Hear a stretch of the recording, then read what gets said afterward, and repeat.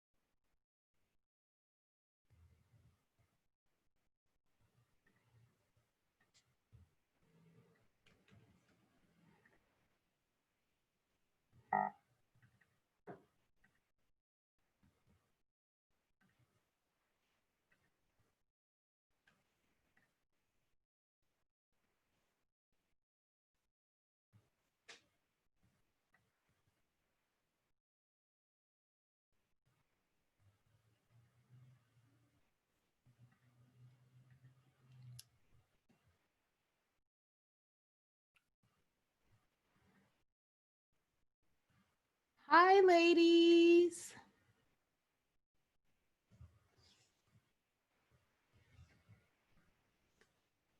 Can y'all hear me? Looks like you're connecting, so let's see.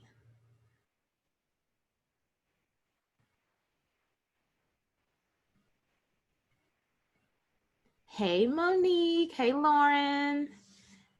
Hi there. Hey, Lauren, nice to meet you finally. Welcome, welcome. Let's see. Thank you. No problem. Hey, Nancy. Whoop, whoop, whoop. All right, y'all know by now you would think that I would completely have my technical difficulties under control, but I don't, because every time I do it, it's not the easiest. So I'm trying to, let's see, I'm gonna get it together. Let me get my life together. Watch this. Join us live. I'm adding a note in for the Facebook group, and then I will get going. Let's see. Facebook, go live.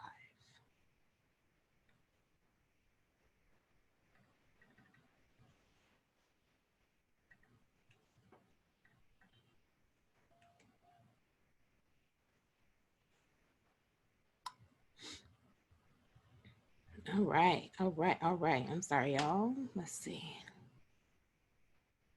All right, I can see that. I can see this. I'm back to you guys.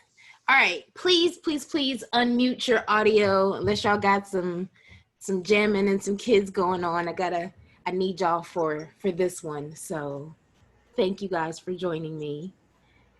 Thank you for being a part of all of this. I started all of this initially on my own. I was planning my own Dusty wedding, and I just really felt like this could really be easier and we could really use some help. So I just really reached out to, I was like going through magazines, I was going through blogs and photos, or just finding people on social media who had a destination wedding, like, hey, would you like to be interviewed and featured, da da da. And since then, I got a really great response. Since then, I've started to add professionals, and I really, really just want to make sure that I'm giving you guys what you need. I got married in 2017.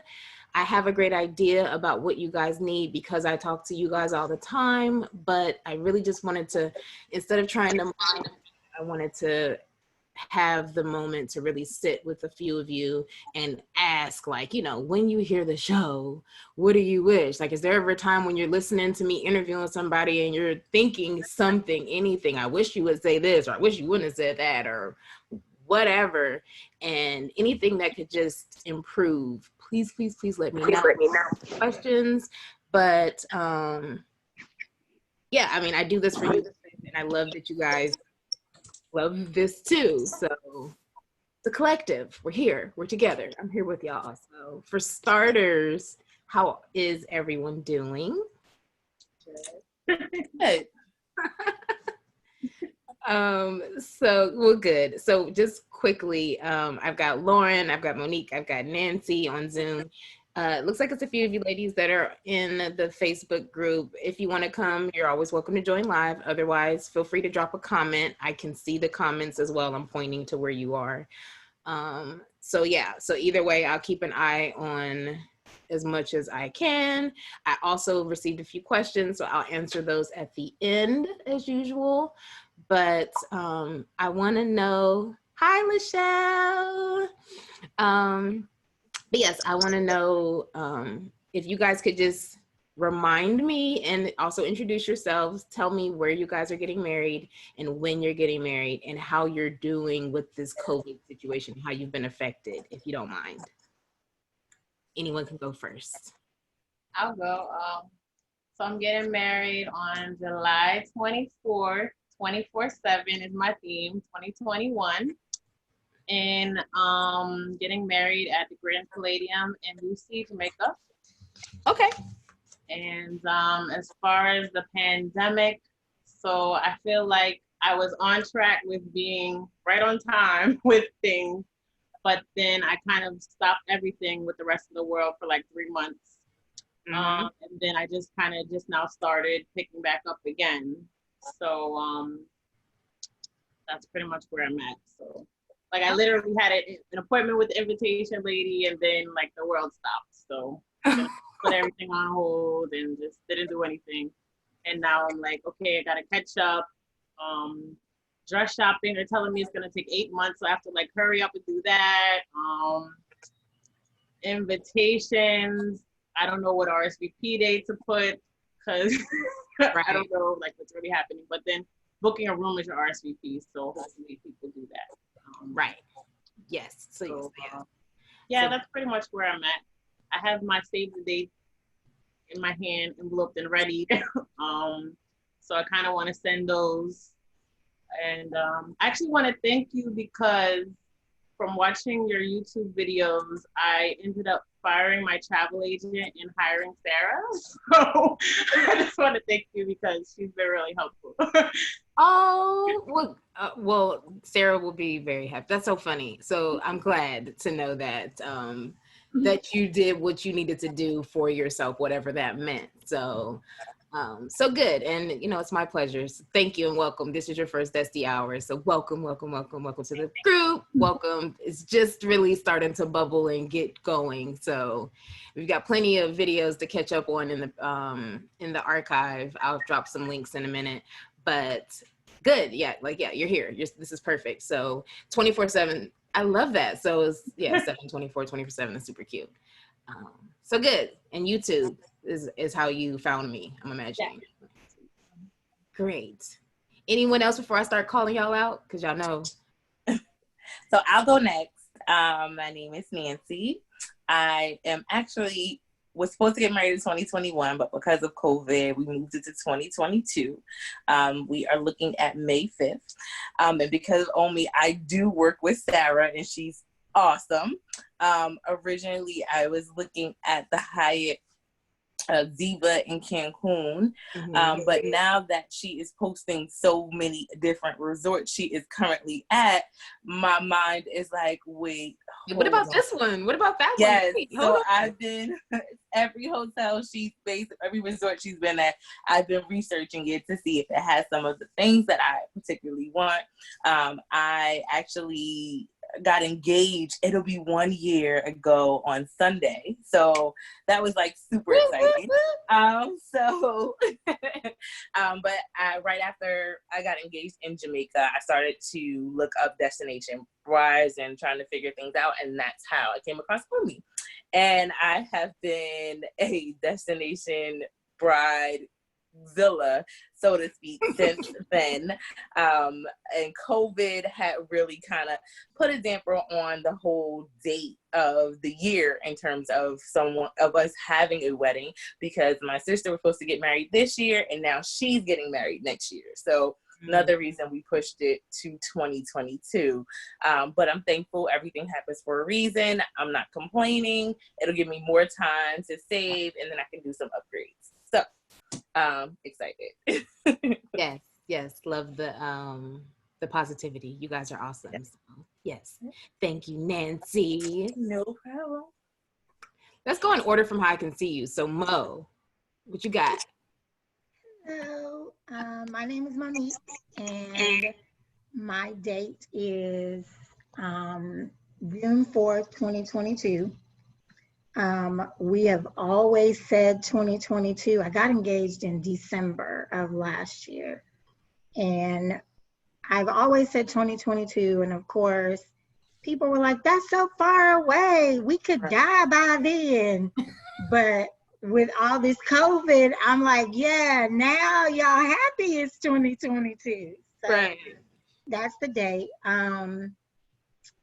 With the whole pandemic, I'm still kind of in the early stages of planning.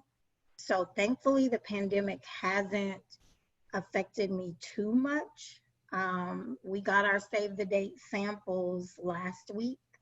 So we'll be kind of going through those and seeing what we like. I too had a wedding planner and travel agent, and then saw one of your videos and fired them with the quickness and got with Sarah.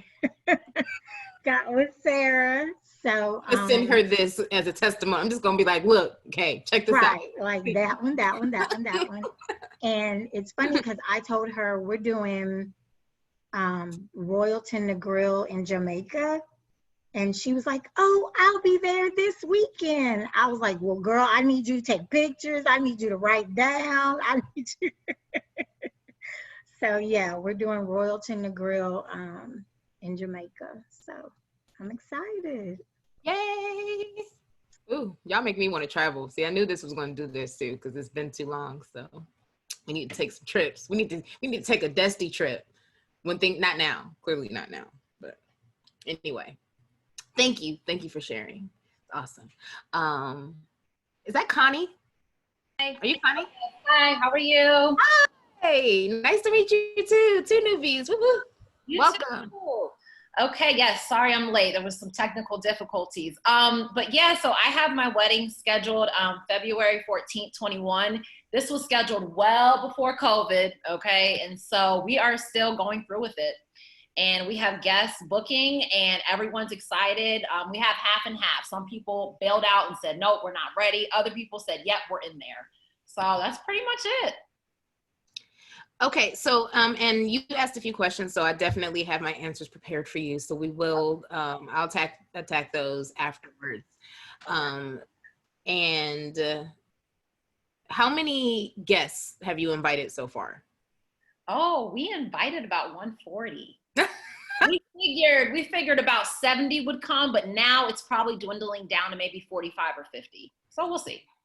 So we're probably happy for COVID. I'm thinking maybe, I don't know, not happy for COVID exactly, but hey, 140 actually nowadays with everything, and then with where you guys are going, yeah, I think, yeah, that's like nothing. So, okay. And how did you find me? YouTube. Us, Desti. Yes, YouTube. YouTube. Cool. All right. Where are you getting married? The Jewel Grand in Montego Bay. Nice. That's funny. Yeah, I knew that because she dropped the question, so I actually didn't ask that. My bad on that one. Yeah. So we've got Jamaica, we've got Mexico, and then Miss Nicole. I'm not gonna call you Michelle. Michelle, can you hear us? We can't see you. Oh, I had to take myself off of mute because I was yelling at the kids. It's been a day. I came in late. What was the question? It was, well, of course we said welcome, but where are you getting married, when you're getting married, and how you found Desti and how you're doing with COVID right now. Okay. So, I have some updates for you. Okay. So initially I was supposed to get married June 13th of this year in St. Lucia at the Royalton, but COVID came along and just kind of rocked everyone's world. So that has been postponed to June 18th, 2021. However, I don't know, Omi, if I told you this before, my dad has Alzheimer's, and so he is he's just deteriorating a lot quicker than what we initially thought. So I'm actually going to do a intimate ceremony on my birthday, which is September 6th, next month. Okay. With just my parents and his parents and some close family members that will not be able to come to St. Lucia next year. We do still plan on going to St. Lucia and doing the whole thing over again, but we are doing just something very small here so that I can get some professional pictures with my dad, and I plan on having that blown up to take with me to St. Lucia. Yes. And I heard about you as I was on YouTube trying to find any information about destination weddings, it was not a lot of information. And so then I kind of got hooked on all the videos, and I've been stuck with you ever since. Aww. And I'm kind of irritated because everybody else found Sarah in the nick of time. However, I'm stuck with my current travel agent. So I'm just ready to get past that part so I don't have to deal with her anymore. Yeah, I know. I know Sarah's trying to help as much as possible, but the other thing, like it's the type of agent you ended up with the contract that they get payment. It's a whole thing. So that's the difficult part for you, but yeah, we can work around that. That's just, it's a big part of your wedding, but it's not everything. So we'll deal with it. Yes, but I do find that the information I learn here, I take back, and I don't step on her toes, but I'm like, hey, well, what do you think about this? Or what do you know about this? Even though how do you know about? So that is the tug of war battle that we're currently having. So yeah. Good. Well, I'm glad. And Omi, do you know she suggested, she was like, well, if you need me to come and be there the day of just to make sure everyone gets situated, I would love to. And I'm thinking to myself, lady, do you know how many people hate you? You may want to stay where you are. Interesting. When she rebooked my guests, because the wedding it was on a Saturday, and so now it's on a Friday, she booked people to leave out on Saturday instead of, I don't know what her thought process was. I don't know why she didn't reach out to people to see what days they initially wanted. Yeah. But I'm finding a lot of them are like, wait a minute, I'm checking out on Saturday. That's not going to work for me. That's the day after the wedding, they were like, I would rather come in later and leave on Sunday versus coming in earlier and leaving on a Saturday. So that's what I'm finding. Interesting. Yeah. So she picked the days for them. I feel like normally when you contact, like, it's the way that Sarah did it for us and pretty much everyone else. She reaches out to everyone individually, which clearly is the first problem. But then also, and she did that initially when we initially booked, but so she just moved it with the same days, not even thinking that the date has changed. So she didn't. Yeah, that's not an attention to detail situation, but that's on her. So I hope she's not trying to do anything. I hope she's fixing that. So far she has, but I've been having to kind of stay on top of that amongst other things. So for everybody that has Sarah, be glad. It could be a whole lot worse. Well, good. Well, thank you. I'm glad you guys are here. This is good. This is good stuff. I was starting to take notes and I realized this is recorded, so I'll just be rewatching this one. And I don't see myself sharing this one. I'll probably share the Q&A portion of it, but it doesn't really make sense to share it, honestly. I don't think so. We'll see where this goes, but it doesn't really make sense to me. If you miss it, you miss it, maybe. So we'll see. I'll let y'all vote on that one at the end. Omi, I'm sorry. I just wanted to say that I actually started following your podcast before I knew that you had a YouTube. That's right. You did say that. Okay. So you saw the podcast and then heard that there were videos and went to the video. Yes. Then, okay, good. So for one thing, I will absolutely still be doing both, but I'll be bringing them together. So basically, the way that it'll be is Fridays will be interview days, and that will be released on the podcast for the audio version, and then the videos as well. So every interview, unless something crazy happens where someone just really doesn't want to be on, and I'm okay with that, because I feel like, anyway, the goal ultimately is for every interview to be on YouTube as well.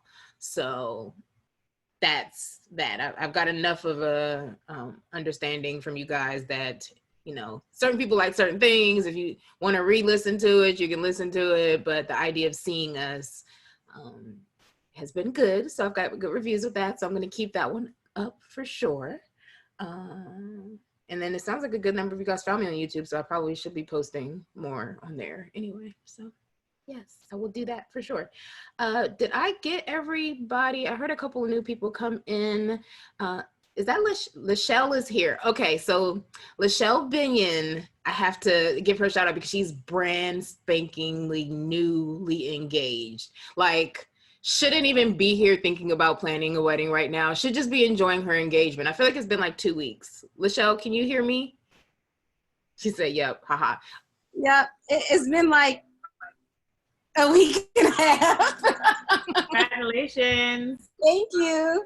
I'm just so interested in it. So I'm enjoying the engagement, but my background also, I did events. So my brain automatically goes right to it. So I'm just enjoying, but getting as much information as possible. But I'm still enjoying it. I promise.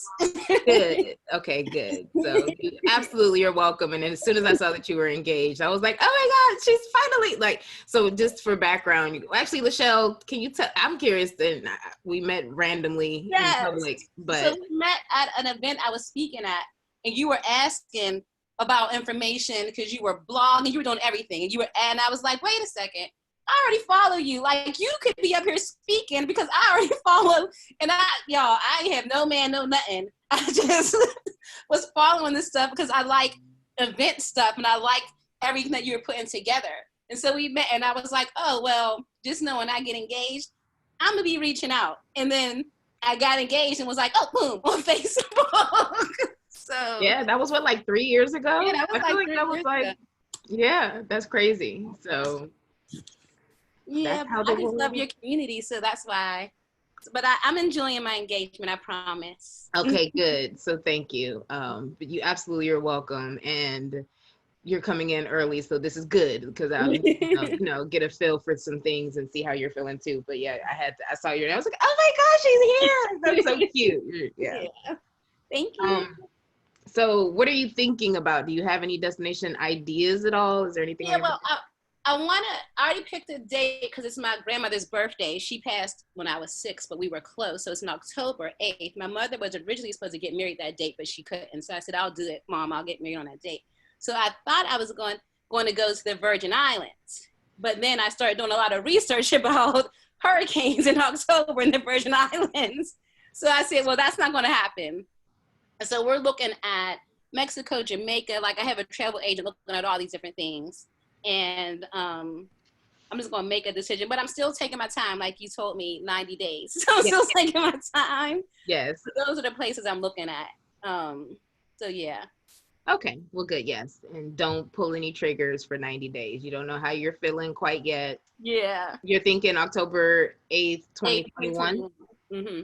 Okay. So yeah, I mean, you still need to be thinking about it, but that gives you enough time. So yeah. Yeah. You'll be good. It's my mom more. What are you going to do? What do you know, like, right. She's more excited.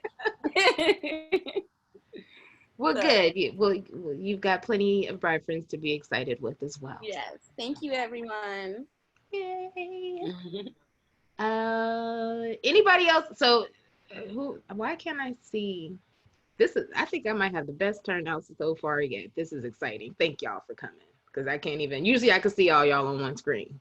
So that means growth. That's growth when I can't see you. So,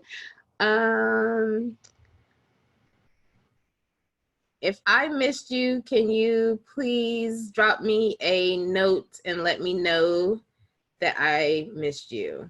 And I'm sorry, but I would like to know, we had a little moment of sharing where you're getting married, when you're getting married, how you're being affected by COVID, and how you found us. So So yes, and I see Nicole, you're funny. I wish I had met Sarah early enough to fire mine. Haha, you're silly. Okay, so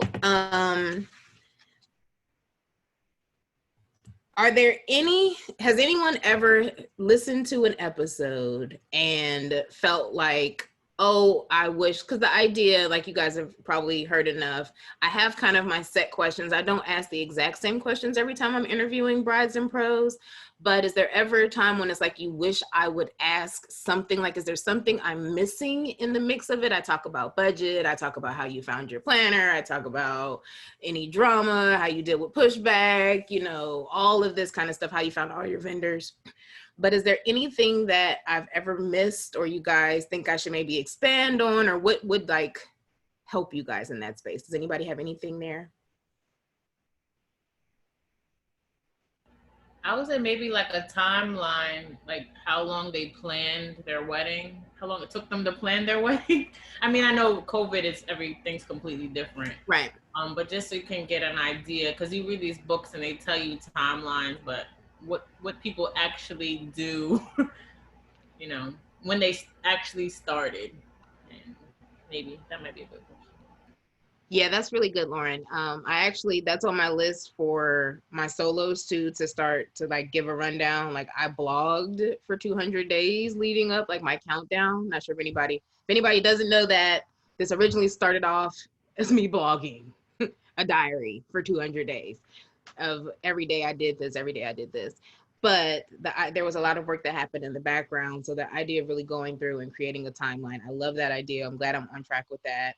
But asking that of the couples and the professionals as well, I will definitely add that into the mix because that is gold. And you guys, and also I think it'd be good. It's never the same. So it's a great way to be able to kind of get a feel for different people's, the way they handle things, which is kind of like different perspectives. So, okay. I love that. Anybody else? I mean, I know you and I kind of talked about the difference between save the dates and invitations, and like, should you do a save the date? Should you do an invitation? So something just to kind of go a little deeper with that, like what would you put on a save the date? What would you put on an invitation? You know, just some ideas along like what's actually going out to your guest. Okay. I love that too. And that makes sense. And yeah, I'll we did talk about that in depth, and I feel like I have to get a better sense of my archives because I did talk about this in the Desti Hour, but I was about to start going in on the answer, which is a whole other thing. But yeah, the save the dates are technically, in my mind, save the dates are completely optional when it comes to a destination wedding, because if you want people to come to the wedding, you're just inviting them. And then it can be fun to do a save the date just to have it, but your save the date is your invitation, is your put your deposit down. It kind of all can be brought together in the same space. The big goal for you guys and for Destination Weddings as a whole is the website. There's power in the website. So if you have not seen the Desti Hour where I talk about websites, I go in on it for a good hour 15, pour a drink, some water, some anything, do some dishes, whatever. Get into it because I really dig. I go through my website. I go through things that you must have on each page. I do the whole thing. So yes, that's that. Is that one on YouTube? It's not. So what I've done, like for the past, since March, I've been doing these hourly Desti hours. So this is actually the 14th one. It wasn't, I thought I was going to do it every Thursday. That was not possible, especially as in depth as I started going into them.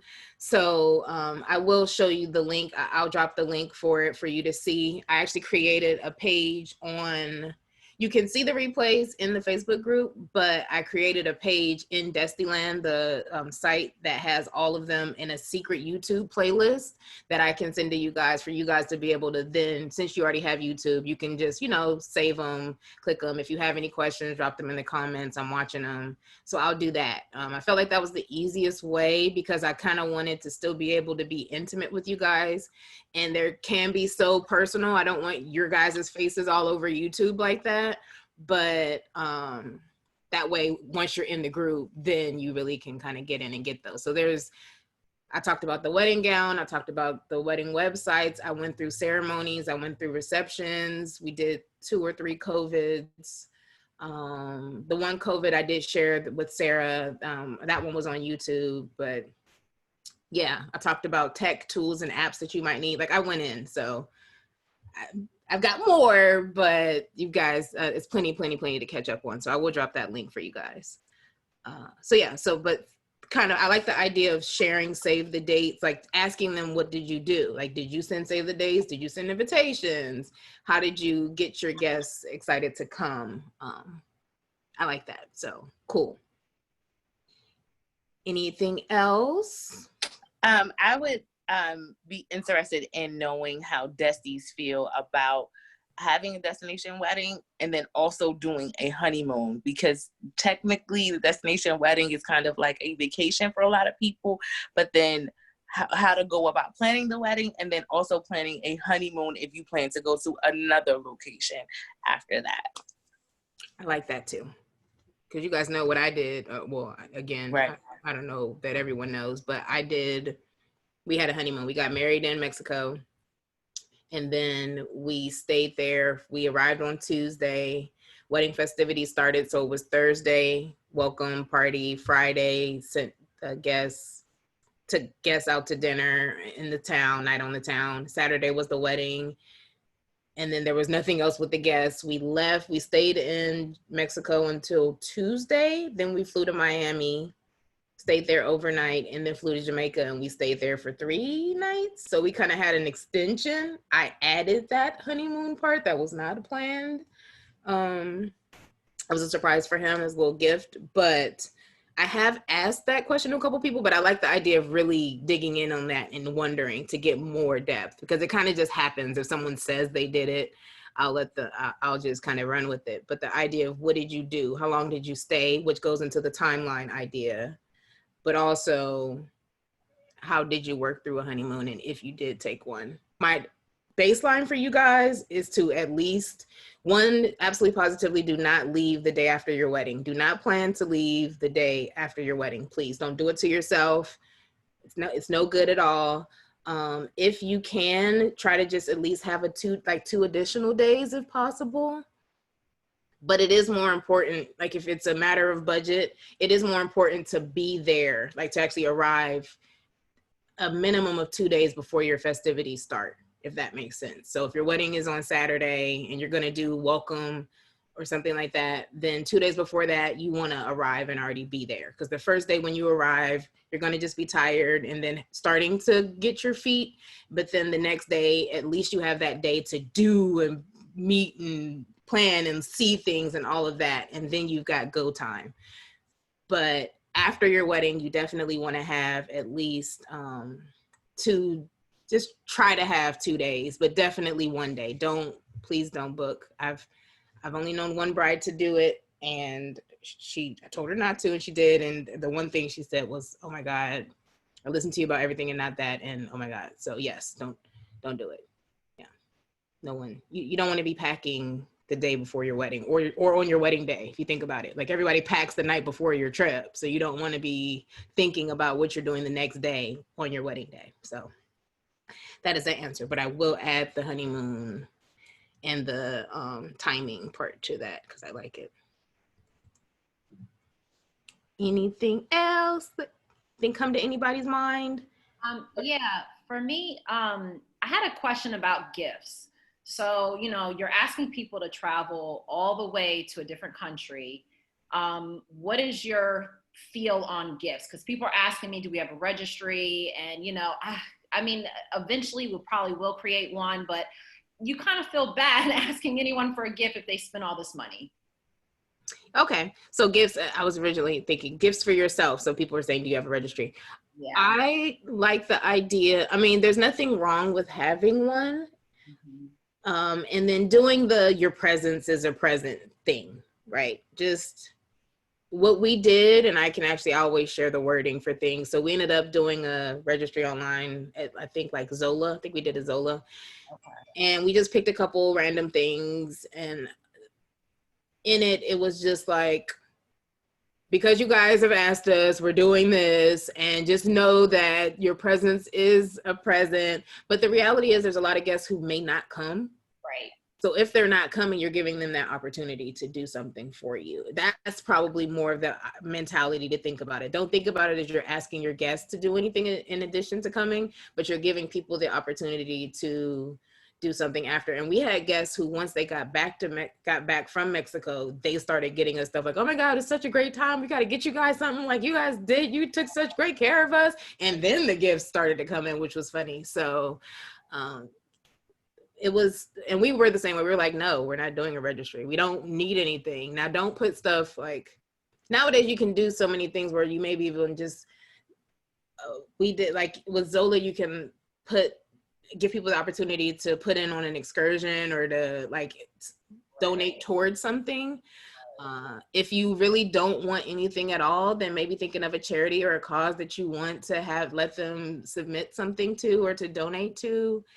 You can, play around with it, but your presence is a present is like the way, anything like that, I think is the best way. Just making sure you're clear about that. And hi, Alexis.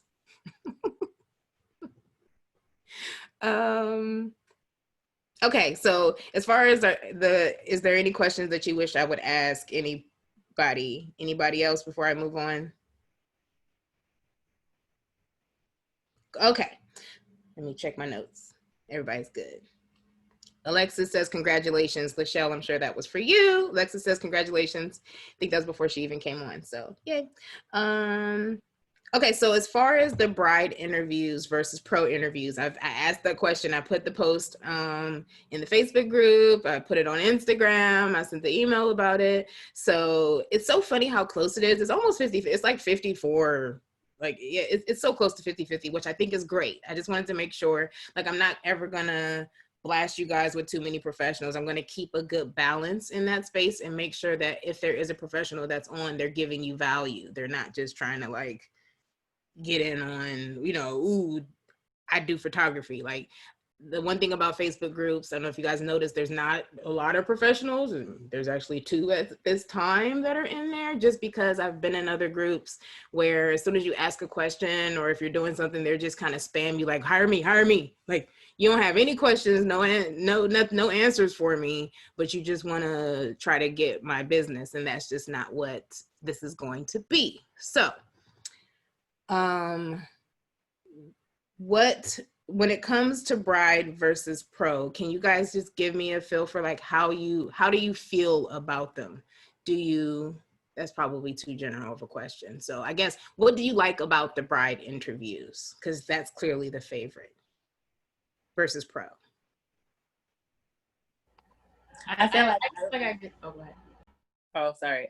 I like the bride interviews because they were where I was.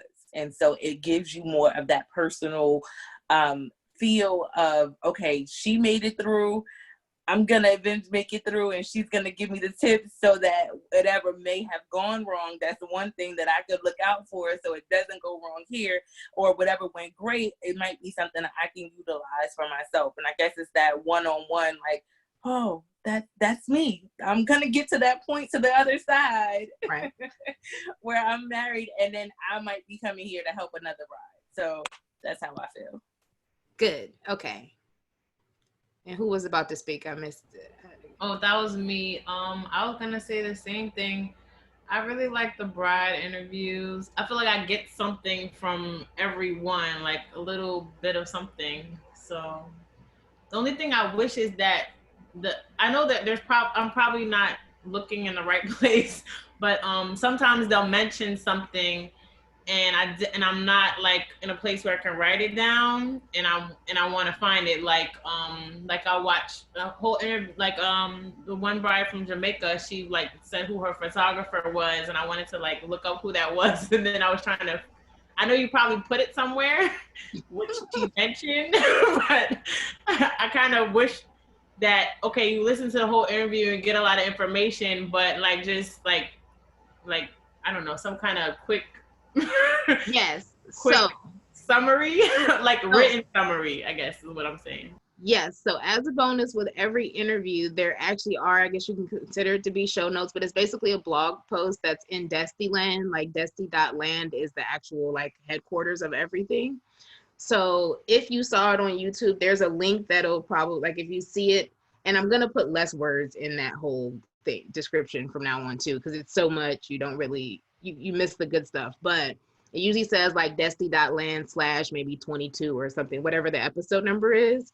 If you click that link, and it's also in the podcast too, if you're ever listening, you click that link, you'll see photos. It's a photo gallery of every wedding, so you can see their wedding. And then you also, if they mentioned, because before they come on the show, they give me the list of their vendors.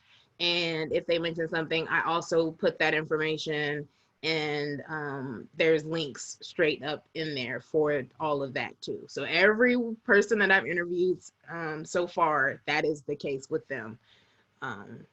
And DESTIland's pretty, so you should see DESTIland because it's cute. I like my website, so yeah, that's a whole other shout out to that.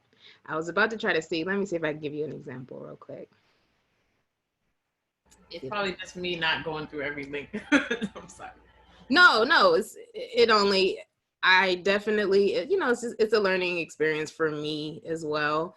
But I'm learning that less is more. I speak a lot. I just do. The idea of me shortening something quickly and just saying something quickly, I struggle with that. It's just not my thing.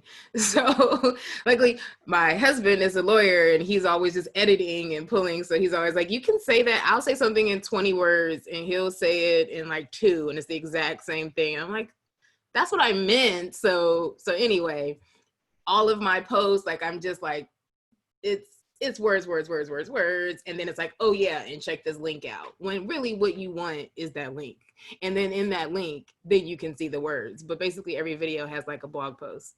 So let me see if I can do something really quickly. Can y'all see that? Yes. Okay, so like this is Erica and it's her everything, like what we talked about. If anyone found it any other way, it's the video.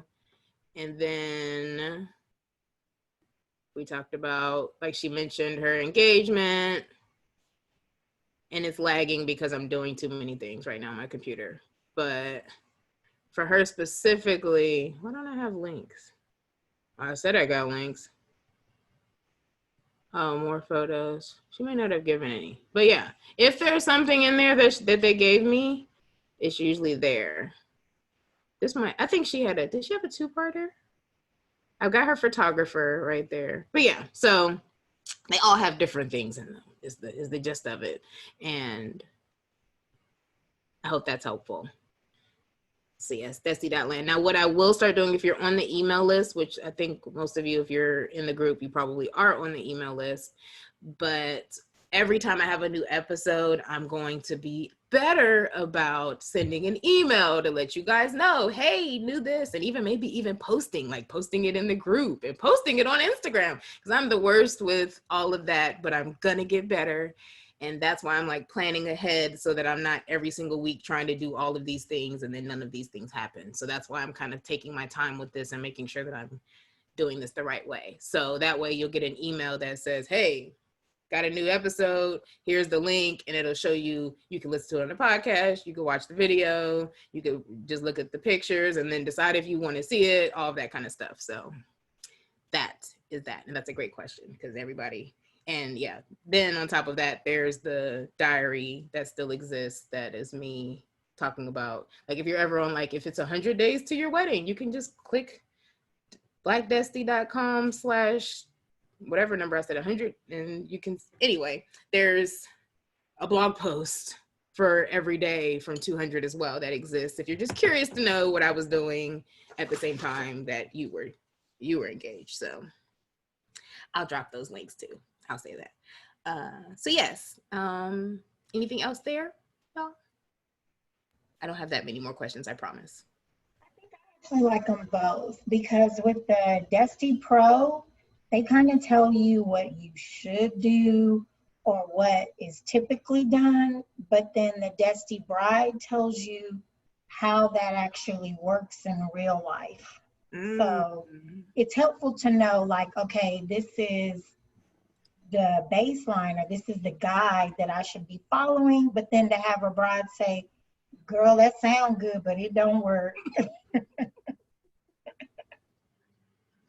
That makes sense. Okay, yeah, and that's that's why I like it that way. It's kind of like the idea of being able to get the information from both sides, but then also, like, I love that you guys were able to meet Sarah, and she was just sharing, giving value, just giving information, and out of that, you were actually able, if you found her enough time, to then decide if you wanted to work with her. So my goal is also to be able to it's like a pre-vetting part where you're not just finding somebody in a directory and you have no idea who they are and you don't know how they are. Like, if you can kind of just get a feel for someone in an interview, you have enough of an understanding of their vibe and how they work and what they do to know that they're like a real person.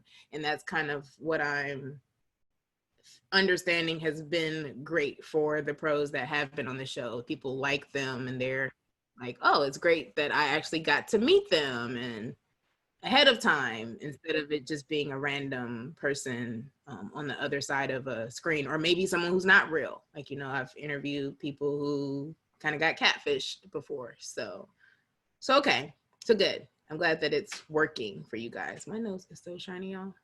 I did a facial this morning. That's okay. Anyway, like, y'all care. Okay, sorry. What about the solo episodes? I've only done a few solos, but I want to start doing them more. Clearly, the Desti hours at this point are that.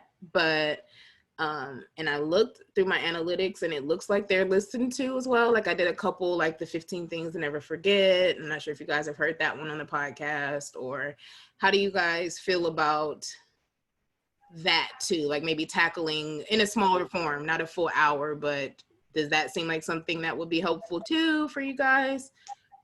Yeah, I love that. I also loved when you did the top things that you liked from each bride that you had interviewed. Oh, my roundup, yeah. Yeah, so that was really helpful, because then it was like a synopsis of all of your interviews with all of the brides, and then the top things that they said to you, or something that stuck out to you about them or about the interview. So those were awesome. And then it wasn't like the full hour, so you were like, okay, I can quickly listen to Omi say X, Y, and Z, and then it was great. I like those personally. Good. I'm seeing head nodding, so this must be good.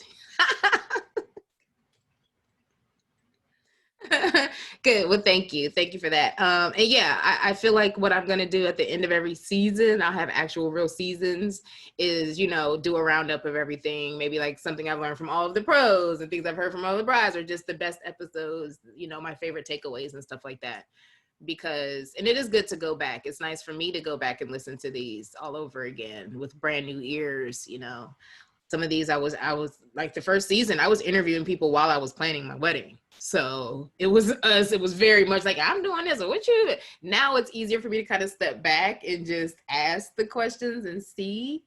But so good. So I'm glad that the roundups, you guys like getting that feel for it, and you guys are okay with hearing from me. So that's good to know. That's like y'all are giving me permission to actually do this, whether you do it or not. So I do have something that I wish you would touch a little bit more on. Mm-hmm. You may have already done this, but I've only seen one video about it. And that's when you were interviewing, I think it was Stanlow, and he was given different pointers for photography and videography for day of. Mm-hmm. I found that very helpful. And he kind of touched on it, but I would like to know a little bit more pointers as far as photography, like the one about having whatever room you're getting ready in, having that room clean already. Like, that was a huge thing that I would have never thought about. So some things with other vendors, not just specific for destination at all, but just more general, making sure that, and I agree, right, and I love that. So even if it's like a DJ in Jamaica, we need to still just talk about music in general, or entertainment in general, but then also tackle the specifics of those destinations too, but then make it more easier. Because when I was looking, like, I haven't seen a lot of resorts or destination weddings that has taken place in St. Lucia.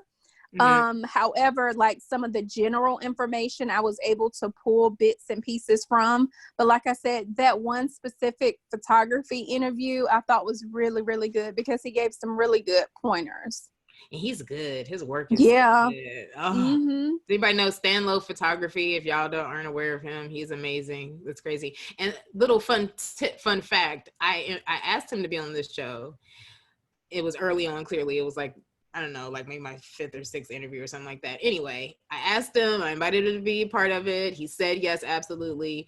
We did the whole interview. So he wasn't very high energy. I don't know if you guys caught that. He was kind of pretty laid back in that.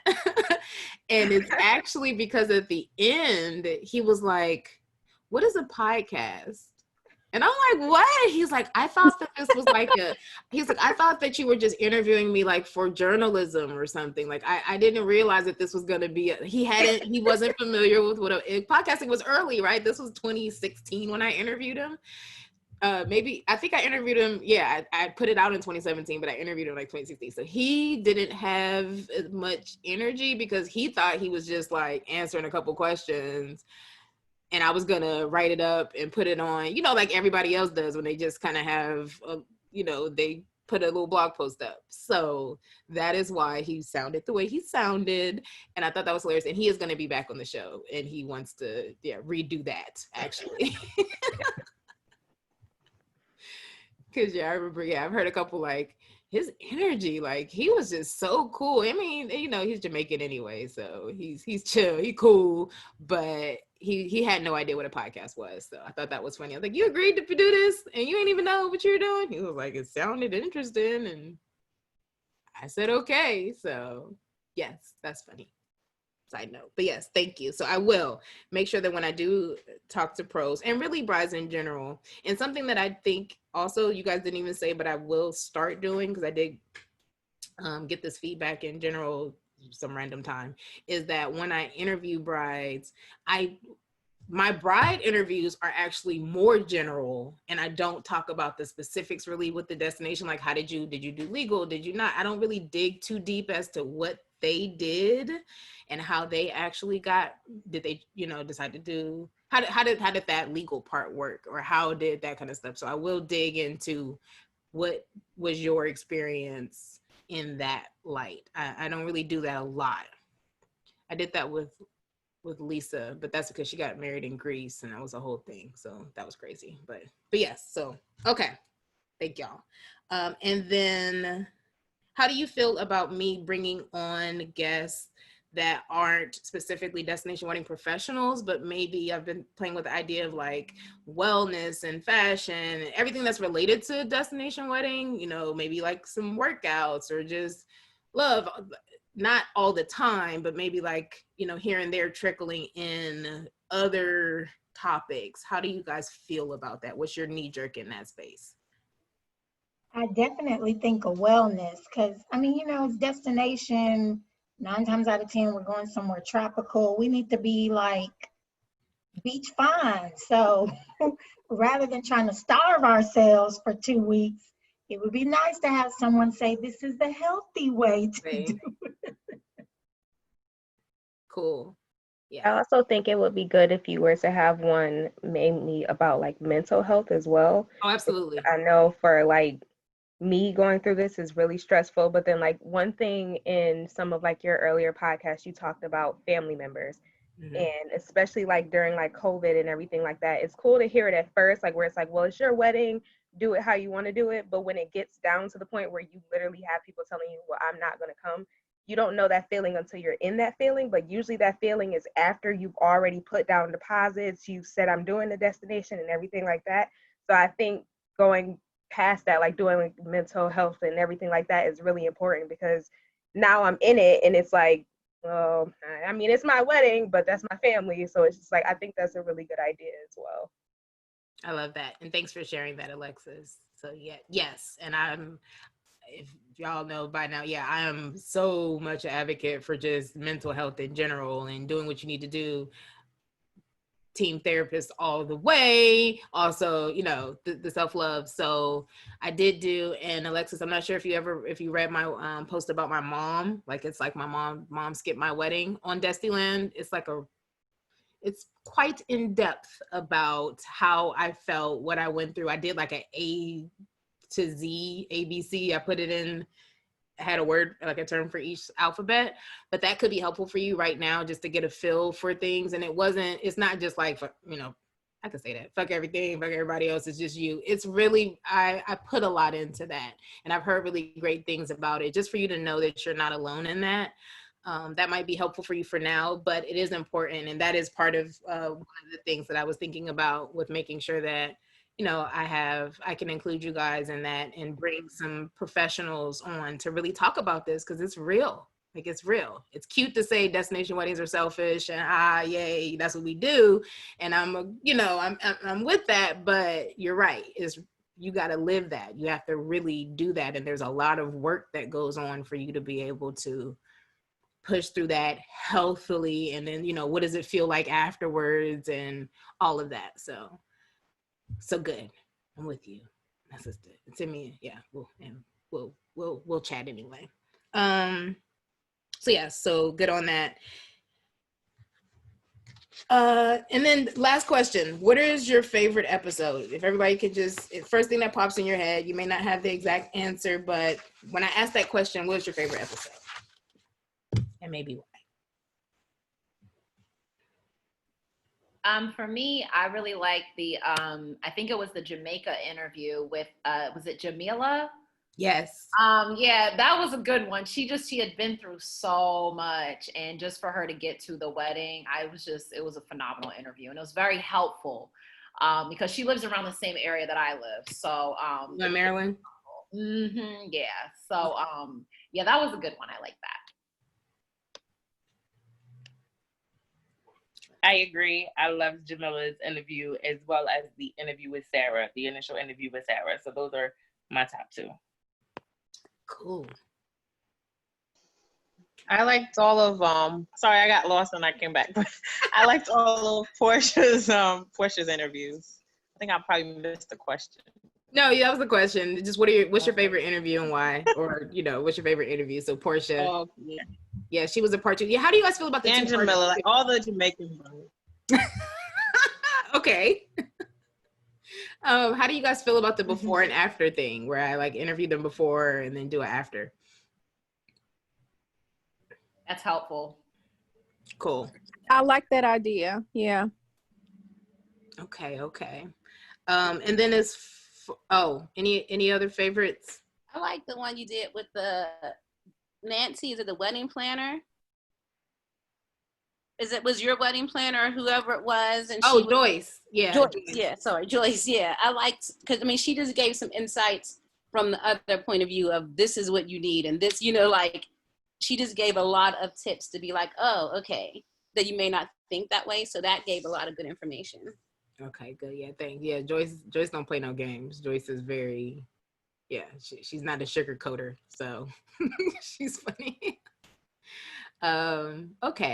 Okay, good. So I have a good feel. And those are it makes sense. Those are the ones that are really most watched. Tressa's, I don't know if you guys, if no one's seen Tressa's interview, Tressa got married in Mexico, and she had a really good one too. If you like Jamila's, she went through a good amount too. She had a baby and everything, but she actually pulls her wig back. So if you can watch it. Oh yeah, that one was good. She got so real. It was hilarious to me. I love that episode just because I can literally say we pulling wigs back. Like, that's how real we're being. Like, literally pulling your wig back. That's what she did on there. But I think it's also really good that it's poignant to say that the people who are the favorite interviews are actually former brides too. Former brides. They started with me and then they came onto the show. So I think you've been able to like get a feel for it. You know what it is, and you really just like give instead of someone who doesn't really know the community and then they come in. So I want to do a better job of kind of like getting people comfortable, but then also when you guys get married, then you guys can pay it forward and then keep building this and keep going, and we can kind of keep it going that way. So So cool. That's great. And this is very helpful for me. Before I answer the Q&A, Connie had 3 really good questions that you want to stay on for those because they can be useful no matter what. But do you guys have anything else, any other feedback, any suggestions that could be personal, anything that y'all got for me? For me, there was one episode that you did. I can't remember what the website was, but it was a website where you would pay for it and then they would change your last name and do like all of your documents. Hitch switch. Yes.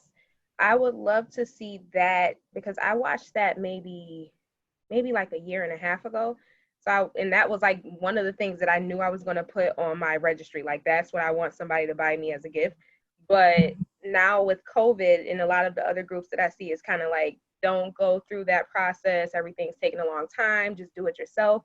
So I would love to see how they are now that they have to deal with like delays and different things like that. Because a lot of people are like, don't use any services, just do it yourself. And I really don't want to do it myself. I'd rather just pay somebody to do it. So that's something that I'd like. Yeah, I think that's interesting. I wonder, well, I think the idea is that no matter what, you'll have to do it yourself anyway. Like what Hitch Switch does, and I'll definitely reach out to Jake because he's on my list of people to possibly do a reboot. Just when I want to check on him with COVID and see what he has information wise, but then also to get updated information. That's an old interview, but the way that Hitch Switch works is you put in all of your information, they send you the paperwork pre-filled out and you sign it, and then they tell you exactly based off of your state how to do it. Like it's already enveloped, you just sign and throw it into the envelopes and go. Now, if it's so that way you don't have to go on the websites personally and go here and go there and try to figure it out and piecemeal that yourself.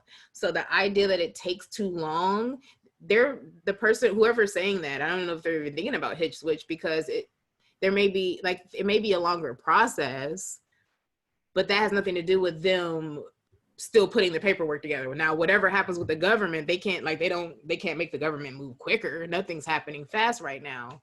So that's an interesting thing, but I will do that. And I actually have to redo his code because I found out that he had there was a promo code and that's expired, which makes sense. It's been years. So you guys get a discount with them anyway. So I'll reach out to find out about that too. But yeah, I'm definitely, I love that. It was great. Does everybody have their passports? If you don't have your passport. My mom doesn't have hers. So. Yeah. That's one thing. Lachelle? No, Lauren? Who said that? That was Lauren. That was me. Okay. Your mom doesn't have hers. Did she ask for it? Well, I guess she has, the offices are closed in New York, at least. The offices are closed. Online, it says emergency only. You have to have like proof of an emergency, basically. Can't even apply? That's what it says online. It says if you have an emergency, you can apply. I don't know. I mean, I guess it's like a day by day, week by week thing, but you see like that they're being processed, but it says if you have an emergency, that's the only kind you can submit. I have to talk to Sarah about it again because I know she told me like I got to talk to her about it again. Yeah, she'll be helpful with that, but also you've got plenty of time. You said 24/7, so you're good. So in North Carolina, I know you can go and apply because I had my cousin. He went and applied in North Carolina. Now for my passport, I was actually going to go renew it, but I heard that it's taking a long time to get the passport back. So my passport, it actually expires August 28th of 2021. And Jamaica rules says that your passport, it can't expire, I think 6 months before your initial day of your stay, which is about 6 months and 3 weeks for me. So for now, yeah, so I was gonna renew it, but I'm nervous. I don't wanna be stressed out, so I'm gonna just hold on to it. So I'm having my travel agent go back and just to make sure that that's okay. So, I mean, I should be okay, but I'm just nervous if I renew it, I won't get it back. I don't wanna be stressed out. So right, yeah, because you have the dates. I mean, you've got the date, so it's cut it close, but it's not like that can change, right? So Right. I would say wait, see how things go early 2021, because what I did is I ended up changing. I didn't change my name on my passport until earlier this year, like January. And we had a trip to Anguilla that we were supposed to take in April that never happened, and I realized I needed to expedite. So what I did was I filled out the information, which is basically a renewal, and then I just expedited. It's like an extra maybe $70 or something like that, but got my stuff super quick. I had my stuff back. So when things clear up, if it opens up in enough time, then you can kind of play the game and go, do I want to risk it? Do I not? Because if they accept the expedited payment, the reason why they really stopped and said we're not going to do expedited is because they really guarantee that. And you're pushed to the front of the line. And if they tell you it's going to be 2 weeks, it really is a matter of a couple of weeks. Like that it's not 2 weeks. It takes more than that. But so I wait. You have time as well. So I'd say, wait it out, see what they're doing. March, April, if things still aren't clearing up, then just keep it. But other than that, I would. Yeah, you got time. Yeah. Does anyone not have their passport? Okay, good. I'm glad. And your partners got their passports too? Okay. I understand that there are some people, I'm not sure if there's anybody on this list specifically, but there are some of the family members who don't have them. Lauren, you just talked about your mom. You guys have plenty of time, but we'll keep an eye on it and play with it. But you specifically have Sarah, so that'll be great for her she's got her finger on that pulse. So she's doing a good job with that. So good. Okay. So thank you guys for that. Season 3. I'm looking at, I don't want to give you guys a date because I'm no good with that. So I'll wait until I have a real date and put it out there. But that's the thing. So Connie, who you guys see, asked some really great questions. So I'm going to read the question and then give my spiel on those. So she says, hello, my name is Connie. What you got? You gonna say something? Oh, and my wedding is February 14th, 21 in Montego Bay at Jewel Grand. Originally, the whole COVID stuff happened, which messed up our engagement photos, and I was not gonna do it, but my friend, mom, and fiance's mom convinced us, so we have that in a few months. Any advice on what to wear? We have formal and casual shots, FYI. That's question 1. 2, a lot of my guests have decided not to go due to COVID. If guests want to come last minute before the resort needs a final head count, how do I handle that? And 3, we are planning for all outdoor, figured it may be safer that way. We will have a tent, purple backlighting, and overhead chandeliers. Oh, so good. Okay. And any suggestions for table centerpieces? Don't want to overdo it with huge vases of flowers. Thank you for all you did. So, you're welcome and welcome. I didn't even know you'd be on, so this is funny. I don't. So anything to add before I jump in? Nope. Okay. So, and I'm curious to know if anybody has any advice as well or anything that they've thought or seen, feel free to chime in on this. Can I just ask Connie something before you start? Sure. Connie, what part of North Carolina are you in?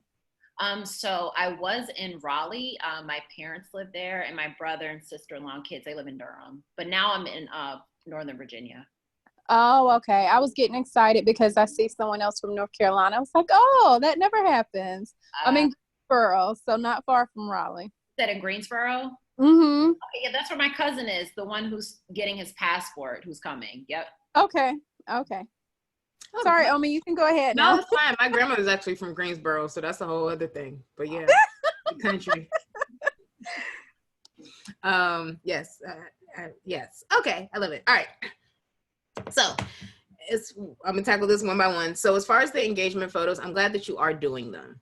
Clearly this is gonna be a crazy thing, but one, it really helps with your own morale. It's something that you guys are gonna have for yourselves forever. So you wanna just definitely, don't shortchange yourself where you don't have to. Please be, safe in this. Don't do this in the middle of a city or something like that. try to, you know, be smart about it. But as far as what to wear, since you're going to do formal and casual, now I can get super detailed into this. Like, it really depends on your budget, you know, what you're trying to do. Do you want to play themes, all that kind of stuff. So I'll keep it more, and I'm actually down to do that on a separate note too. So we can get there, because I love all of that stuff. But just the general idea for formal, I love a formal event. I love a great big floral too, but formal gown, the galas, all of that kind of stuff. So I really feel like what better time to like go all in if you can for formal. Like, do it. If you've thought about, you know, there's a lot of the bigger, like the flowy gowns, maybe something bold in color. I'm not sure what your wedding gown would be like, but you're doing purple backlight. So maybe like a big, something like bold is in my mind what I would think. And you can, if you're doing formal and casual, then you can kind of be more muted in that space with the casual part. Let me make sure. Yeah, I said layers, tulle, bold colors. There's a lot of designers that I've actually reached out to, because I'm gonna, part of this season, I'm gonna be doing like, you know, once a month, like some finds that I found, make them like, you know, small businesses, Black owned, woman owned, all types of different things with it for you guys to kind of have some things to look at, because I'm always shopping and looking at stuff anyway and loving things. So why not put it together for you? But yeah, I would say go bold with that. I like the idea of, you know, go, if you're thinking of a train, do it. Because I've been to the galas, and even like I've gone to a formal event and worn this beautiful, crazy, dramatic, pink, shiny suit. It was a pantsuit, and it was like the thing. Now it also was themed, so it was like a Willy Wonka thing, so it made sense. So play with it, drama. And then with casual, I would think local. Think about where you're actually going to be getting married, right? So maybe getting into the idea of it's going to be Jamaica, so maybe playing with the colors or something that you would wear to your welcome event. Okay. Play with it that way, and then you actually could wear it to your welcome event too. You could wear it again. Right. But the idea of having fun with your engagement photos and like really doing it, when you're going to have these photos too, right? But this also can incite some excitement in your guests. Like you talked about your guests kind of being like, nah, I'm not going. So, you know, it's just, you're still having a good time with it. And so yeah, I would play with it, play with the ideas, share the ideas with your photographer too, because your photographer will tell you kind of like what would work, what wouldn't. They can have a feel for what's a good idea, what may not be. Hopefully your photographer is fun, so they're not gonna be like, okay, wait, that's too much or something like that. But they can also just kind of play, give you some insight and some ideas with that. So that's that answer. Okay. Has anyone else done getting ready? I feel like Alexis, you did engagement photos. Hers are really pretty too. I did. I took mine. We actually went to Charlotte to go and take our pictures. It was the most fun experience ever. But for me, the first thing I did was ask my photographer. So our pictures, I knew they were going to be outside. I asked them what's the best time to take the pictures. And then it was definitely well, if this is the area that I'm in, what would look best? What colors would look best with my background? What's not going to clash? And don't forget to ask what he should wear, because I was more concerned about me. And then I'm like, it was like last minute. I'm like, what the heck is he supposed to wear? So, but yeah, I relied on my photographer a lot. Okay. Yeah. Thank you. No problem. Yeah. So yeah, I feel like the other thing, well, yeah, the idea of making sure that he or she is there. You know, y'all are in sync. That's important as well, and that's across the board. That goes with, if you have your gown, make sure that, like, if for your actual wedding day, make sure that your partner is in sync too. You don't want to be super done up and then they got on. Yes, we are in the process of getting his stuff together. It takes a process for him. We're getting it together. Okay. Yes. Okay, good. Yeah, because I know, like, for me, it was funny because I didn't want to give away my gown. Yeah. But I remember Che was very much like, I need to know, like, how should I be thinking of this? Should I be thinking suit? And then once I picked my gown, I was like, oh yeah, tux all the way. Like, this got a 6-foot train, tux, and do it. And finally, once we found his, he's like, is this too much? I'm like, nah, don't worry. Nah, I got you. Like, Right, right. So yeah, and Ivory, oh hey, Ivory's on. So Ivory says, and Ivory's I'm not sure, Ivory Perkins Beauty, she did my everything beauty for my trip.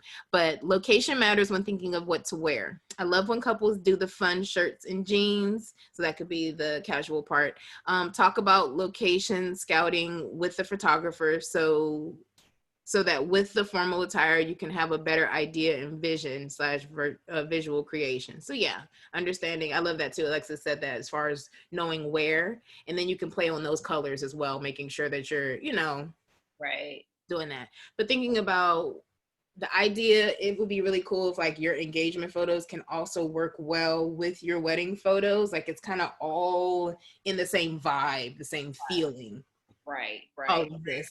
I got you. Feel it. Emerald says, hey, Omi. Oh, hey, Emerald. I didn't initially do engagement photos, but after having to postpone until next year, I've decided to go for it. Do it. I want to take engagement photos too. We did not take engagement photos, and I want to take them. Yeah. So yes, so that's the first part. Now, for number 2, a lot of your guests have decided not to go due to COVID. If guests want to come last minute before the resort needs the final head count, how do you handle that? I always say budget with the understanding or with the assumption that everyone is going to come. Mm-hmm. So I would, kind of base it off of, when did you send your initial save the dates? Back in, I want to say February. So it was just a year from the day. Okay, so whatever people, because you said a lot of people have fallen off, or a good number, like 50-50 kind of? 50-50, and I have a lot of people saying, well, we just want to wait a little bit, give it a little time. I'm like, oh, okay. Yeah. It more so helps me with my wedding coordinator at the resort, which both of them are phenomenal. It helps me to figure out decorations, how many things do we need? It's more so with that, because I don't want to be stressed out the last couple of months dealing with this. So, that's my only issue. Yeah. So unfortunately, you're in that funny space where it's kind of, and COVID doesn't help. Really, the reality is kind of destination weddings in general, you have this as an issue where people just drag their feet on either paying they may pay a deposit, but they're not continuing to make their payments, or they don't really know, and then they fall through, and it's so much easier for them to pull out of something than them just coming to a wedding in, Virginia or North Carolina or something like that. Right. So, just plan it as if everyone is coming still. I have to just say that. Okay. And if it comes down to like you having 2 different, like think of it as, let's do one with everybody, a plan idea, and then for you in your background, just go ahead and plan saying if only half people come. So that being said, it's like you still, whatever number of tables, cut those tables in half and then start to play with that idea. Okay. So, but budget money wise is if everybody's coming, because that way, if they don't come, then that's just extra money for you. That's extra money for you to either really do it up for the guests that do come, or you can save that money, or you can like add a honeymoon, or you can just add an excursion for you guys, or you can get something that you've been thinking about. I wanted to get this extra. You can play with that money and it's extra versus you having to scrounge and figure this out later because people, you didn't expect them to come. So now where's this money going to come from? But as far as just on the planning part, do a plan A. You need that plan A and that plan B. Plan A is everybody's coming, and plan B is if they don't. And that may even change your space. That may change. So thinking about your seating, you may want a lot of seating. You might have to have a certain type of seating for a larger group, but if it's more intimate, then that may look different. So just playing with it. Unfortunately, you're going to kind of have to do double the work. Yeah. But in the end, it will help you, because the reality is this number that's happening right now is just going to be different because we don't know what's going to happen with COVID. Yeah. COVID, people can come out of this going, oh, I'm tired of being in this house. What, Jamaica?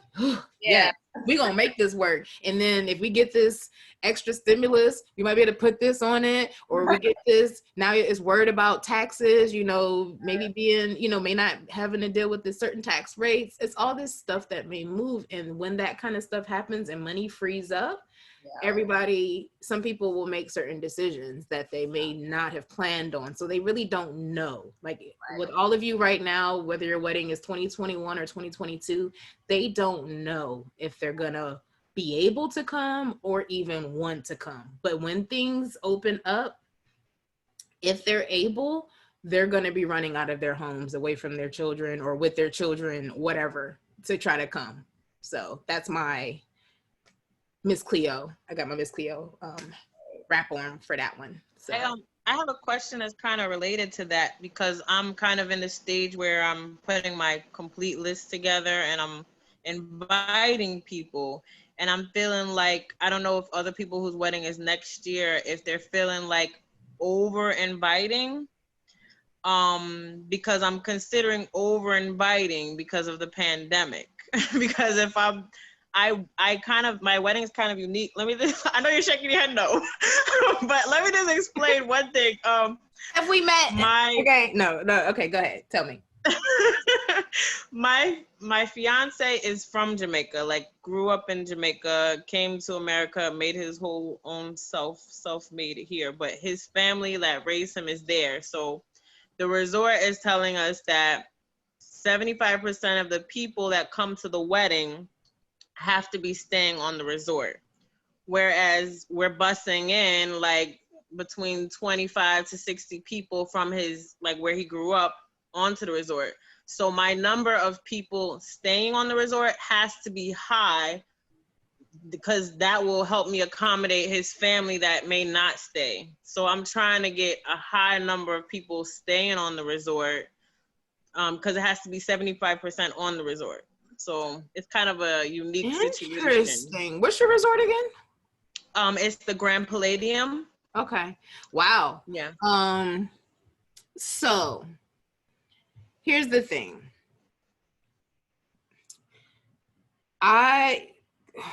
Okay, two things.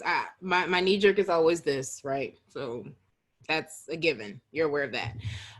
I will say that understanding what you're saying, then it's like, okay, but there's two options that pop into my mind. And I have a habit of thinking of things later, like I may be eating dinner later and going, oh, wait. So you may hear from me again because I may think of something else.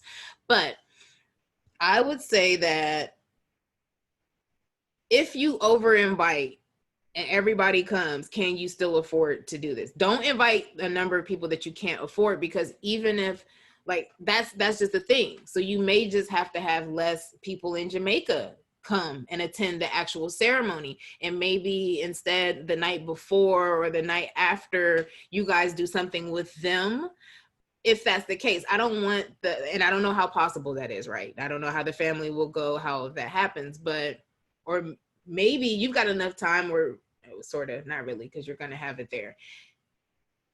I think, and this is a talk to Sarah situation, I think that one, just don't invite more people than you can actually afford to come, because it sounds like you have a good number of people who already are pretty easy that they're definitely going to come, right? The Jamaica group is going to come.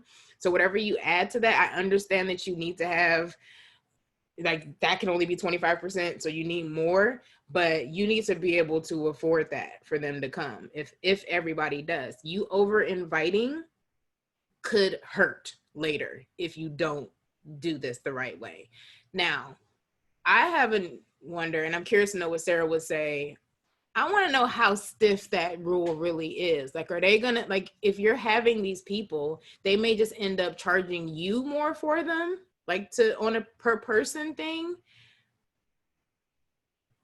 But I'm wondering what Sarah's idea with that is, because it kind of feels like there could be some wiggle room in that space. Like, I'm having a wedding at your place. So what y'all gonna do? You gonna tell me I can't have that?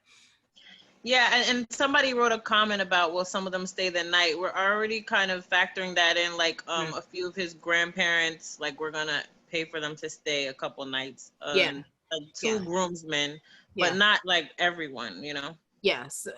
Yeah, Monique, that's a good question. So I think instead of just over inviting at once, an idea that some people do, and people do it no matter where they're getting married, is have that tier of people, like plan A, plan B. Like, don't invite everybody at once. Like, send that group that will do it for you. And then if you end up needing more, then invite more people. Kind of like, Do people really do that? Because everything I read online, it says don't do that. But I'm like, can you, like, is it wrong to tier invite? I mean, that's what I think it's a matter of how you do it, right? So there's a way of doing that where you can't like invite, if they all live in the same house, you can't invite certain people and not the others and then go, all right, Keisha, you can come too. Like, nah. But if it's like, maybe you put them in a certain cluster. So maybe like, if you're thinking of over inviting, that means you're kind of adding extra people. So the idea, no matter what, and I've talked about this, maybe like in the ceremony, I think the ceremony tips one, but I talk about how your wedding, no, the reception one, it doesn't matter. I talk about it all the time, but your wedding is about your guests. Like your guests make that. So the quality of your guests make your wedding. If you are inviting people just to be bodies, but you really don't deal with them on a regular, like normal time, then you could be putting your wedding at risk of not having the vibe that you really wanted to have, if that makes sense. Like if you invite in Cousin Pookie and Cousin Pookie come and Cousin Pookie acting like Cousin Pookie because that's what Cousin Pookie do, then you looking at yourself crazy like, why is Cousin Pookie acting like Cousin Pookie? I got a lot of Cousin Pookies. But you know what I mean? Like they can water down the full experience. And if it's just a matter of you wanting to fill a seat, then I think there may be other ways of playing with that and getting what you want out of the whole experience. I wish that Alicia was on right now. Alicia got married in St. Lucia, and what they did was, and that's my really, really good friend in like regular life. She got married in St. Lucia the year before we did, and his family was from St. Lucia, and there was a big group. And what they did, instead of having everyone at the wedding, because it's kind of like there's rules with everything, and you can even use COVID right now as the reason as to why you could like do a tier 1 right now and say we can only have so many people, but I would love, you know, if things open up, or you know, who knows, I don't know, you could play with it. Because what they did was they only invited a smaller amount to the ceremony, but then the night after there was this whole event that was actually local, like in a small town in St. Lucia that we all went to. And that way the father was able to really show his family, you know, my son's getting married and he's got all the, you know, the male Caribbean man energy, and he was able to get all of that out, and it worked out. Now, it didn't work out for me because I got really high and I had edibles for the first time, and it was a whole winding road, and I got sick. It was a whole thing. I ain't gonna lie. It was, yeah, I did not do that well at all, but the family was really happy and great. And that way they could have that big thing. So I just, yeah, if you can't, one, financially afford it, or just emotionally or vibe wise afford it, like you don't want to just water it down, play with it, like play with the ideas, and we can kind of talk about it, and I'll think about it more, just other ways. But yeah, people do the tiers of invitations for sure. We had a hard rule that if you hadn't attended you didn't get an invitation for our wedding if we hadn't met the person. Like we didn't want to be meeting people for the first time at our wedding. So he may have had college friends, but if I haven't met them, and we happen to have known each other since we were kids, so if I hadn't met them, then they weren't invited, and the same went for us. Like that was just a rule to keep our list low and the vibe. But then, so we sent out our invitations, but then we ended up randomly meeting one of these really good friends of his. They came in town, we had a great time, and then we talked about it, and he, you know, reached out to him like, hey, no, this may seem kind of weird, but, you know, we originally had this rule, but, you know, now we would really love to have you guys there since you guys have met and it wouldn't be awkward. And they came and it was great. So you can kind of, there's ways around everything. And especially right now with what's going on with COVID. So does that help a little bit? Yes, thank you. I'll think about that, though. Something local, maybe. Thank you. Yeah, playing around with it. And then Connie's last. Part 3 was, we're planning, the all outdoor wedding. Any suggestions for table centerpieces? You don't want to overdo it with huge vases of flowers. So I guess the easy, obvious answer is, or like something I have to say, is my little disclaimers. It doesn't have to be large vases. You could do small ones if you wanted to do that. You could do little intimate things. but I took this more as an idea of like, what outside of flowers could we do? So there is a reception. I did receptions last week?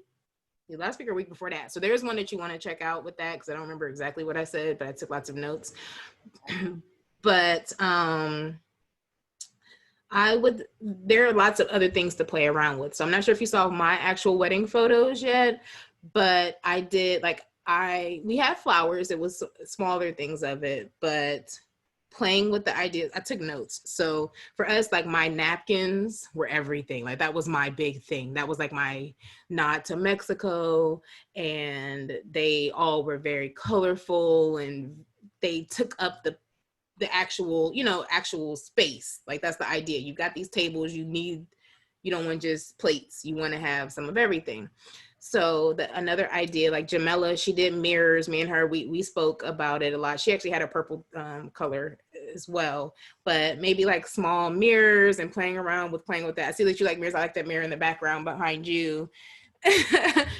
So yeah, like for her, I ended up finding these things in like some IKEA type mirrors that you would normally put on the wall, but if you put them on a table, it just makes things so much more interesting, and it kind of can do some things. Or just playing with furniture in general, like furniture, but decorative objects, and putting those out there.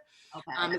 It's going to be outdoors, so the idea of candles could be good, but not like a traditional candle that can blow out. But if you put a hurricane over it, maybe, or not even having actual fire, but luminary. So you still get the lighting, and once the light goes down, then you have that. We did that for our wedding, not on the table, but around. So something like that, using greenery instead.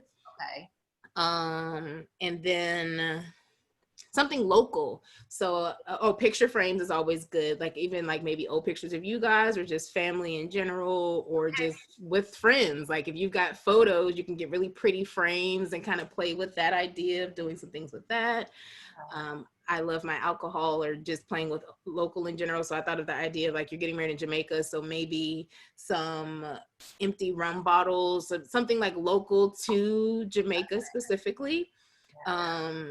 Some spices, because they're really into spices. So actually putting like, they have like these really big sticks of like cinnamons and the nutmeg, that like things that you don't know what they look like, they could work beautifully if you kind of play with it. Okay. We had the first destination wedding I ever went to was with Danielle, my another bestie, but they had hot sauce randomly strewn out, but it's like this very Jamaican. It's you can't even call it hot sauce. It's so crazy, the temperature on it. But that was like a little favor, but it kind of also worked decoratively. So it was like a thing where like, can I take this? But it was like, yes, you can. Okay. So just playing with the idea, but playing with your linens is always an easy way to add some flavor to your table that's also usable. Okay. We did, but yeah, the reception thing, I'll go in, like, I went in with that. We did, Watch that.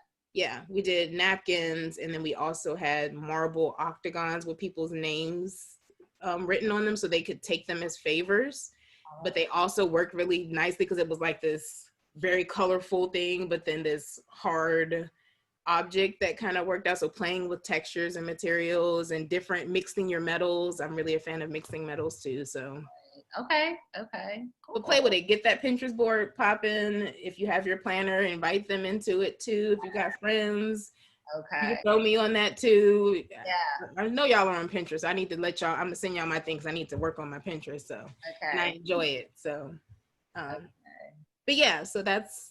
Thank you so much. You're welcome. So is anybody else working on anything, or can I help y'all with anything? Because I'm not coming back on here technically until I'm doing This Is First Thursdays now while I'm working on season 3. It's the only way for me to be able to interview other people and reach out and talk to all these things, is to kind of focus this into once a month for a little while. But I'm always available. Y'all can message me, send me an email, ask me some questions. I do the coaching too, so I'll drop the link for that too. But anything before y'all are out? Oh, I have one question. Has anyone ever, though, with like a gap in between where your ceremony is and when your reception is, but at a resort? So it's it's a little different from when you have to drive somewhere. So like my reception is at 2, and then my ceremony is at 2, and then my reception's at like 7, I think. So if anyone has any ideas for what you can do in that gap. First of all, you're gonna have some drunk guests. Exactly. That's the whole thing. I feel like people are just gonna be walking around drinking. I don't know if anyone you've talked to before has ever done anything creative on an all-inclusive resort. A cocktail? Are you having a cocktail hour or? Yeah, but that's like, so that would start maybe like 6. Oh. I mean, my ceremony is not gonna be, I mean, if it starts at time at 2. So the ceremony's at 2. And then, so you'll be like 2 to 3, we'll say. It won't be 3. It won't be a whole hour, but around about. And then you have the gap, and then it's time for people to come back for 7. To be honest, when I first emailed the hotel, they were trying to give me 10 in the morning. So I was like, fought really hard, and I got 2 o'clock, but like 4 is not available. So it's probably definitely going to be 2. I mean, I don't know between now and then, but. Yeah, I feel like, now I will tell you, a 2 o'clock wedding in July, it's going to be hot. That sun is going to be right there. Like, that's that time when it's going to be right there. Just to be aware of it. I'm not sure if you can play around with that timing or not. I'm not even mad at the idea of doing a morning and then night late. Like, that even seems more ideal. But anyway. Yeah. The reason I switched from the 10 was, if you think about my wedding, for example, we're busing people up. So that's why I needed it to be later. That too. So wait, if you have guests coming, they have to pay a visitor fee, right? Yeah, we have to pay a visitor fee. What is it, $100? How much is it? So there's 3 kinds of, my particular resort, there's 3. There's, okay, if you do a day pass, it's 110. If you do an event pass, it's 128. And then you could just book a room. So does the event pass, it's more expensive? The event pass, and then you have to pay for their food and their drink too, and everything? Yeah, exactly. You have to pay for them to eat at your wedding and pay the event pass. Interesting. Okay, so anyway, that's a whole other question. I got all types of questions about that. I got to ask Sarah about this spot. So anyway, that's something for me to think about for sure. But off the top of my head, I feel like you've got to do something in between that. Because what are the guests? I mean, I guess if the guests that are being bussed are coming, then they just get to hang out at the resort. They're just gonna be nice and ready. They're gonna be right. That's for sure. What about entertainment? You have entertainment or like I know in Jamaica they offered like a show, a harpist, a steel band. I mean, anything like that you're thinking of?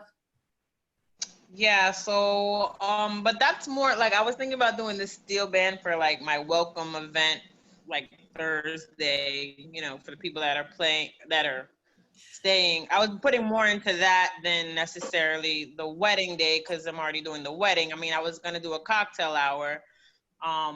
Maybe making it like a beach day or something. Doing something where you guys are still together is probably ideal. Like for us, we had guests and we didn't have our wedding on the resort, so this isn't an on-resort situation, but we definitely monopolized their time for a very long time. We had them from maybe like 4 to 2 a.m. That sounds about right. I think it was like 4:30 to 2 a.m. So that's a long time. In between that, of course, we had, food, drink, a bar, a whole thing. But in my mind, like the idea of doing a 2 o'clock thing, I like the idea of maybe incorporating some form of entertainment, but maybe like still figuring out if you can like have space for them, like on the beach, or do something where y'all are all still together. Because if not, getting them to come back for your reception is gonna be a thing. I mean, the same thing happened with us. So when we initially had our locations and timeline, it was very seamless. But when I looked to rebook, it was all over the place. They were trying to give us like a wedding ceremony this time and reception a whole other time. So I had to go back and forth with the resort about different locations, and they were able to bend a little bit for me because our ceremony spot is in one location at the resort, and then our reception is in a completely different spot. But our ceremony is, we can only have a maximum of, I can't remember the number right off the top of my head, but they bent a little bit so that we could have the ceremony there, and the timeline was a little bit more fluent with our reception.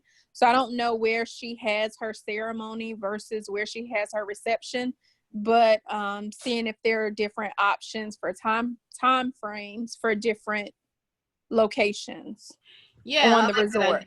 Like maybe if wherever you're getting, like wherever your ceremony is one thing, because the reality is the resort's just overbooking themselves. They've got a ceremony here, so they got all these slots, so they got to have another ceremony after your ceremony and after your ceremony, so they got to do this and they want to do this, and they're moving you all over the place. So the question is, like, is there a space that's actually open that you could utilize still, maybe, where then that's a place where maybe people are able to still listen to some music, have some, maybe some drinks or something, or maybe like talk, shoot the shit. In my mind, that was like maybe a part on the beach where it's not something that you have to pay for. Right, because we have our I guess you're gonna call it our cocktail hour at a location that they typically don't open to anyone. It's actually in one of the bars that doesn't open until later that night. But they agreed to let like us utilize, yes, they agreed to let us utilize that space before our reception to help kill some time. That's a good idea. So yeah, maybe playing and challenging the resort in that space and going, hey, what can we do? Because the reality is you're gonna have a lot of people. And the thing that we want to make sure is that you're not giving them such a gap in time where they can get drunk, get sleepy, go take a nap, whatever.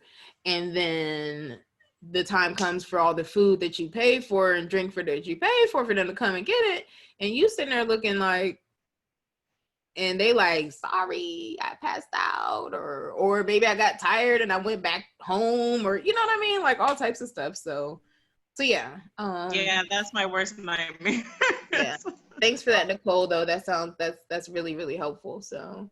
And then I don't know how, I know I have a couple people in St. Lucia. It's another bride group that I'm a part of, because they couldn't get the time frames that they wanted. They decided to have their ceremony off site at a later time and then come back to the resort for their reception. So that's an idea as well and that may work better for her. I mean, as far as like her family member or his family members that are so many in number. Right. It might be cheaper for you to you know what I mean, to transport them from the resort. If you've got less guests, then it might be easier for you to do that. So I don't know how late that is, but if the resort's not, I'm coming, love, I'm sorry. Did y'all hear about the verses that's going on? There's the 2 Chainz and Rick Ross verses. My fiance just said that. we got a versus date, and he got some Jamaican out there for me, so he came in like, okay. But yeah, so maybe that's something that might need to happen too. Like if because they're not necessarily the most flexible. It doesn't sound like it. You like where they are, what they're doing, but it might be worth exploring that idea. Maybe doing the ceremony there, and then, or like doing one of them offsite. Maybe the wedding I went to in Jamaica, that was actually all the way offsite, actually, now I think about it. But yeah, so you have options. You've got some time. It's not a ton of time, but it's some things to play with. So I would challenge the resort first and see what they're willing to do, but then also ask Sarah to kind of look into and see what you've already signed to. If you've already kind of committed and you can't necessarily make these moves, then that's something as well. So, but with COVID right now, there's a lot of flexibility in all of these contracts and agreements. So yeah. Thank you, everyone. These are really good ideas. Thank you very much. You're welcome. We gave you all, I know I gave y'all all a lot. Ivory says vibes matter a lot. I've seen photos from the engagement shoot in nice frames used as centerpieces. That's for Connie. And because we all know when people come out their bras, it's a wrap. Exactly. So yes, that was for you, Lauren. And Nicole said my wedding. Oh, there's a whole, y'all got a whole thing going on right now. All right, so you got to check that chat out. Would they be willing to stay at least one night? Okay, we talked about that. I'm doing floral rings with lanterns. Oh, I love that, Nicole. Mo says, Monique, yeah, Mo.